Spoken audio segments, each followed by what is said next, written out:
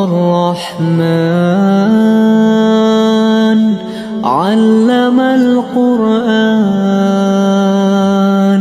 خلق الإنسان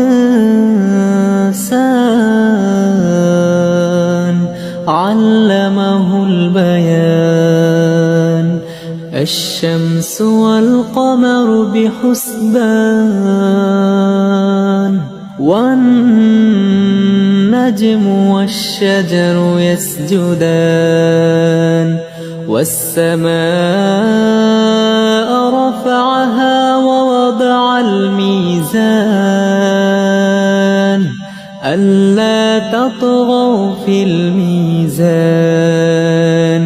وأقيموا الوزن بالقسط ولا تخسروا الميزان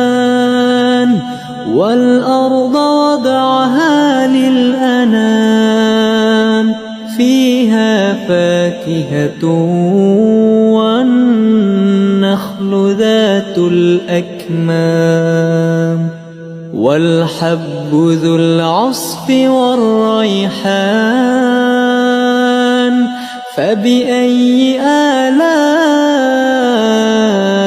ربكما تكذبان خلق الإنسان من